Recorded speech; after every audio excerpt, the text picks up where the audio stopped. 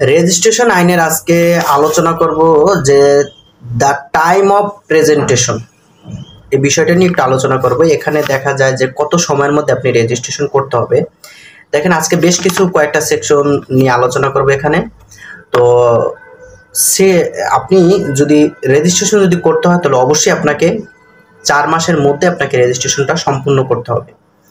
এবং আপনাদের দেখা যায় কোনো একটা প্রপার্টি ক্ষেত্রে অনেক শেয়ারার থাকে, যারা অংশীদার রয়েছেন, দেখা যায় সর্বশেষ একজন রেজিস্ট্রেশন করতে 4 মাসের মধ্যে করতে পারে না, কিন্তু যিনি সর্বশেষ রেজিস্ট্রেশন করছেন তার সময় থেকে আবার 4 মাসের মধ্যে তিনি রেজিস্ট্রেশন করার সুযোগ পাবে। তো 4 মাসের মধ্যে রেজিস্ট্রেশনটা করতে হবে। এবং আরেকটা বিষয় হচ্ছে সেকশন 25-এ উল্লেখ আছে যে কোনো ব্যক্তি যদি আর্জেন্ট জরুরি প্রয়োজনে বা কোনো দুর্ঘটনাবশত কারণে তিনি যদি রেজিস্ট্রেশন করতে না পারেন 4 মাসের মধ্যে, তাকে 10 গুণ টাকা পেমেন্ট করতে হবে।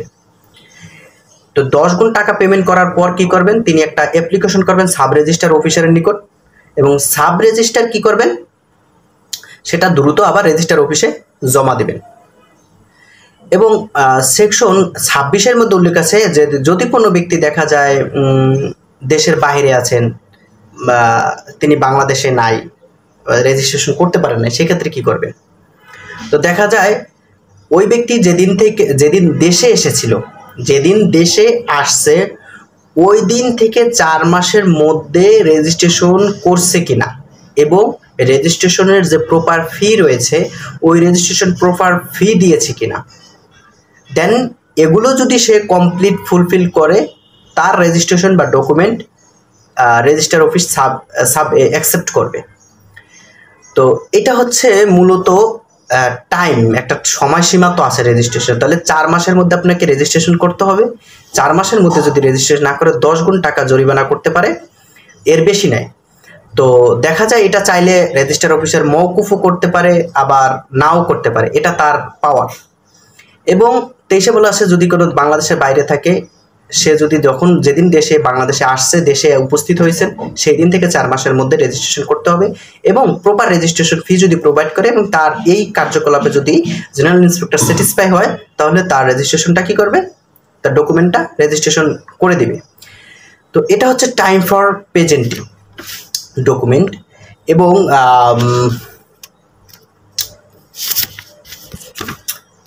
তো মূলত এই হচ্ছে বিষয়গুলো। আরেকটা বিষয় আপনাদেরকে একটু ডাটা দিয়ে রাখি। দেখেন সরকার কিন্তু জেনারেল ইন্সপেক্টর যে আপনি কোন জেলায় গিয়ে আপনি রেজিস্ট্রেশন করবেন, এটা সবার মনে প্রশ্ন থাকে কোথায়। দেখেন আপনার জেলাতেই দেখা যাবে কি, আপনার জেলা উপজেলাগুলোতে, আপনার থানায়, এই সমস্ত বিভিন্ন এলাকাগুলোর মধ্যে সরকার কিন্তু সাব রেজিস্ট্রার অফিস কিন্তু নিজে এস্টাবলিশড করে থাকেন, ঠিক আছে। তো আপনার এলাকা, আপনি যে এলাকায় আছেন, যে থানার মধ্যে আছেন, সেই থানায় দেখবেন যে আপনার রেজিস্ট্রার অফিসার আছে, হচ্ছে সাব রেজিস্ট্রার অফিস। আপনি সেই এলাকাতেই আপনি সেই সাব রেজিস্ট্রার অফিসে গিয়েই আপনি রেজিস্ট্রেশন করে নিতে পারবেন, ঠিক আছে।